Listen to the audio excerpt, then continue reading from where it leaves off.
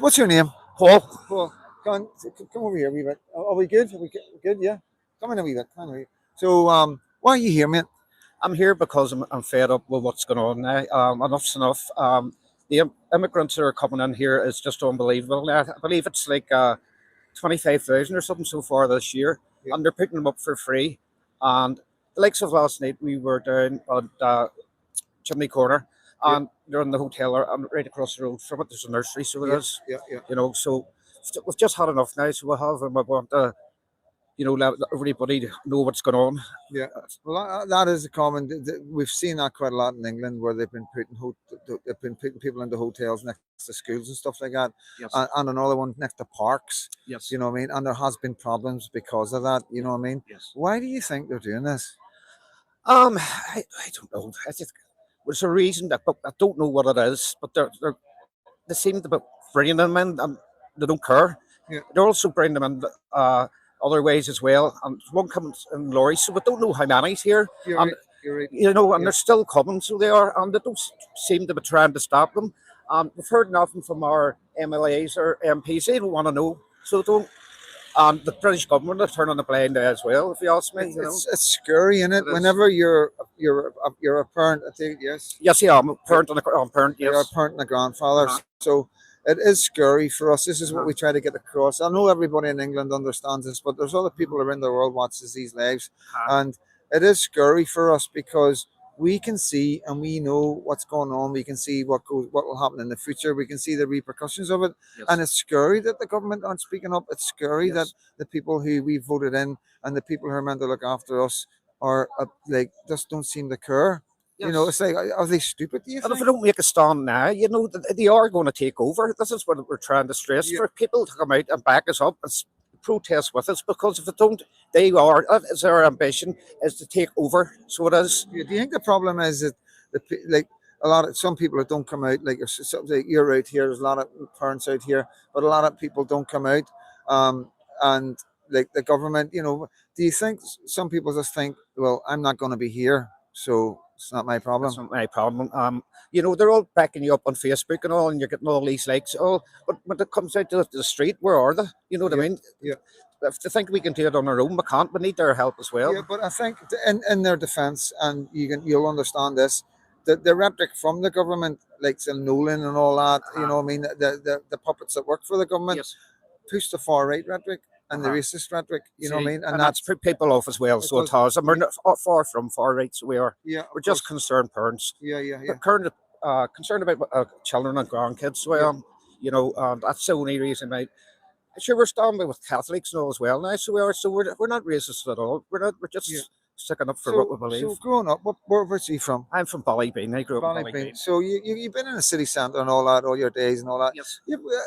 There's always been foreigners here, hasn't there? There has always been foreigners. Yeah. But it was never a problem like this here. They're Yeah. just everywhere you look now. They're everywhere. So they are. Yeah. And my wee girl goes to, or my wee granddaughter goes to Armour Park. I follow her. She doesn't know I'm following her. Just to keep an eye on her. You know Yeah, what I mean? yeah, Because I don't trust a lot of them. That's where we are. That is where we are. We're guys are going out and patrolling. Parents are walking their kids everywhere. Kids aren't allowed to go out as much now.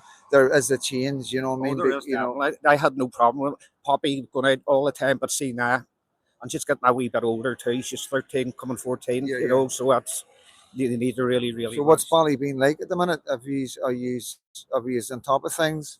Yes, we're on top of things at the moment. So we are.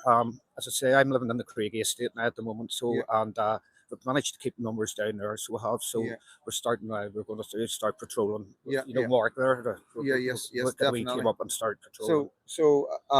Like what I believe is from the evidence and the research and my experience is they seem to fill in the city centres.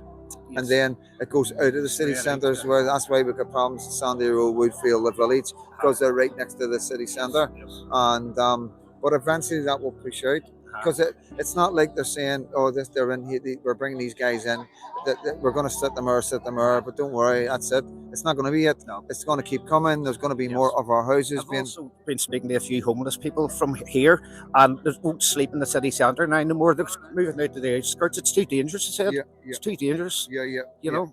And then, because then they're moving out, and then them houses are being filled with foreigners. Yes, that's right. That's right. You know. So, and are they paying money up front for them as well, and then they're able to offer more money. And as I said, my daughter's trying to get a house at the moment, and the only place if she gets a house, she'll have to leave Belfast. Yeah, yeah. She can't afford it, so she can't. Yeah, we already had problems before this. You know, our NHS is under pressure.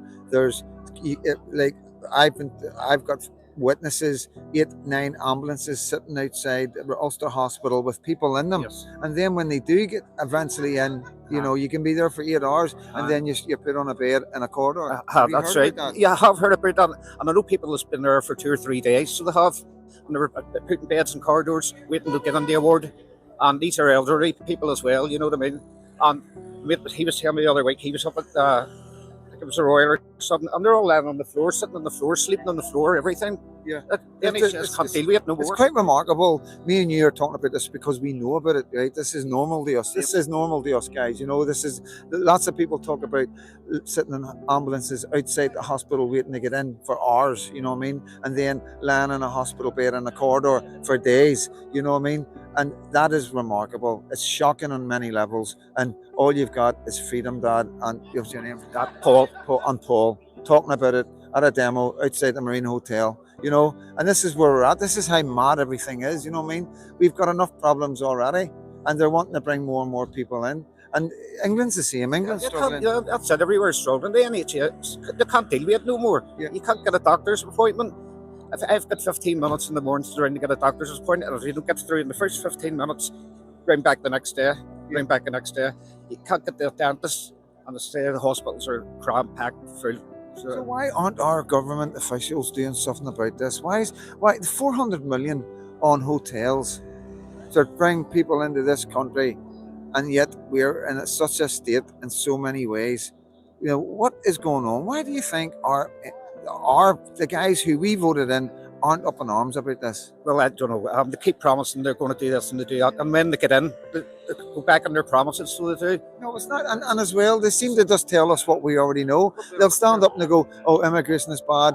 These guys that committed these crimes are bad. Oh, this is shocking what's happening here. Oh, that's wrong." And it's just stuff that we're saying online. And it's Well, why don't they do something about it then? You know what I mean?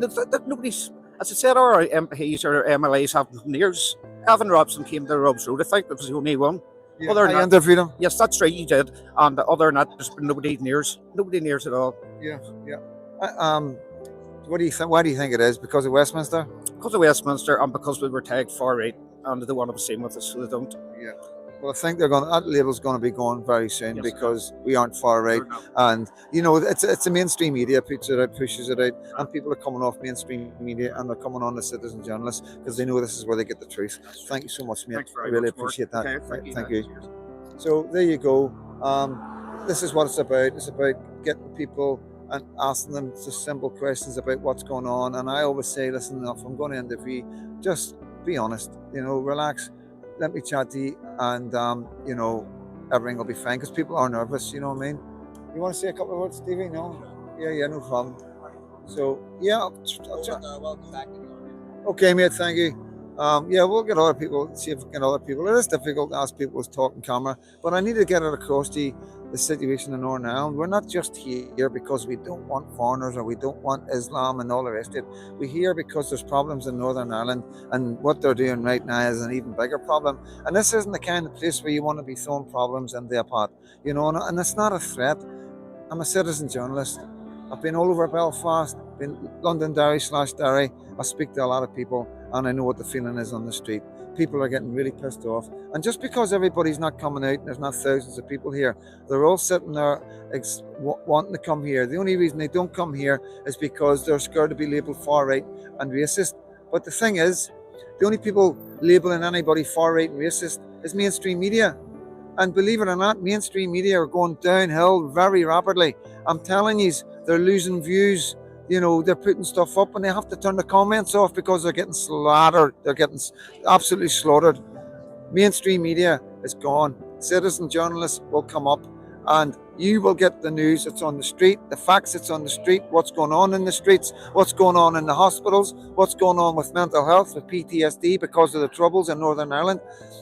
We're going to bring them to you because they don't want you to know that. Because if you knew that, you would understand that these people aren't far right and racist. They're from Northern Ireland, they're from Ulster, and they don't want any more hassle. We want peace, and there's not going to be peace much longer if they keep doing this and filling hotels up and spending 400 million plus to house these people. And eventually, these people are going to go into our communities, and then we know what happens in England whenever that happens. And there will be problems, 110%. And if there is a horrific crime happens, the game's a bogey. The game's a bogey. I do not know what will happen, but we can prevent all this. The government they can prevent all this. End mass immigration, end immigration to Northern Ireland. Let us take stock of our housing problem. Let's get local people into our houses, young men and women. Let's keep our families together. Let's pay the carers more money. Let's pay cleaners more money, and get doctors and nurses through college that are from here. Because if we pay people the right amount of money, then people will do the jobs. The reason the people don't want to do the jobs, and they're coming to do the jobs we don't want, is because they pay minimum wage for some of the worst jobs that you can do. So the answer to that is bring foreigners into the country and they'll do it. And like they bring the doctors and the nurses and the engineers over. So what's that country like now? They've just took the best out of that country. If you go into these countries and take the engineers and the doctors and the nurses out, you're leaving that country even worse state before you started.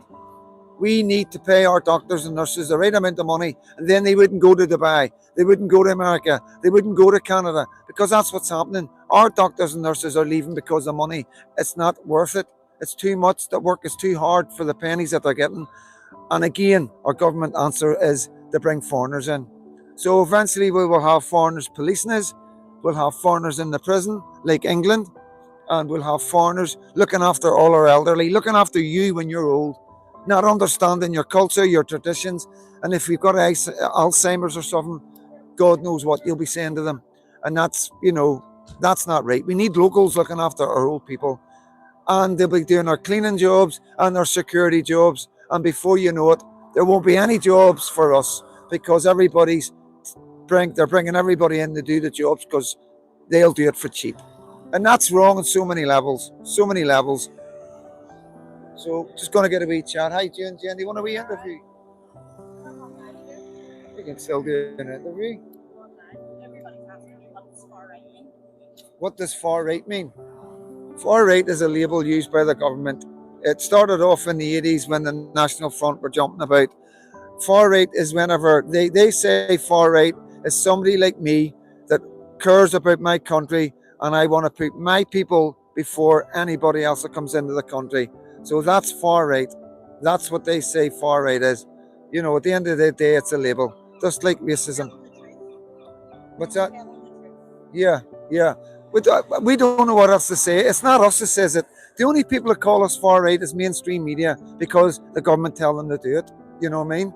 And like at the end of the day, we're starting to get that stage where we're going, okay, if that's what I am, that's what I am. Take me to court. You know what I mean? Give me a chance to defend myself and bring the evidence of why we do what we do, because we've got the evidence. We've got the evidence of what's going on in England. High mass immigration is going over there. High cities have been turned into unrecognisable parts of England. We see what's going on in Dublin. We've got loads of evidence of what happens when you bring people from other cultures into this country. So no, I don't want other. I want this country for our people, for Northern Ireland people, Protestants and Catholics. I want us to look after each other, look after our children, have more children, pay our mothers more money, or our fathers, whoever's looking after the children. We need to promote family. Our family's being destroyed. For the first time ever, our birth rate is lower than our death rate. First time ever. There's more people dying than there is being born, and that's because of the price of living and everything else. We can't afford to have kids, and the rhetoric of somebody that has loads of kids, or they're sponging.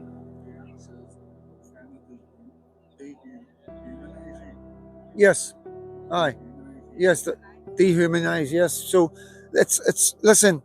We are who we are. We love our country. We love what we've had, our traditions. Yes, yes, but that goes with that, protecting our women and kids. We start at root values. We end immigration, and we look after our own homeless. We make sure we look after our own guys that's been in wars in Iraq and Syria and fought for our country, and we look after any of our guys that's got mental health because of the way the government has pushed everything on this. There's more. Northern Ireland has been through a horrific time, and there's a lot of people who suffer with PTSD. This is not the place to play about with our children and our women, and that's what scares me. 110%. You will not find stronger women. I have women around me because I know they would protect me with their lives. Our women have always been there for us men through the troubles, Republicans and loyalists, Protestants and Catholics, and they've always been. If you know the saying, behind every strong man there's a strong woman, and some of the men wouldn't have got through the sentences in the prisons if it wasn't for the work the women done outside and all the rest of it. You know what I mean? So there's no way through in this country. You need to get by our women first. You know what I mean? So that's not going to happen. So it is going to stop. We are going to protect our country, and if that's far right, I'll take that. I'm going to mingle, say hello to a few guys, and give you over to Freddie, guys.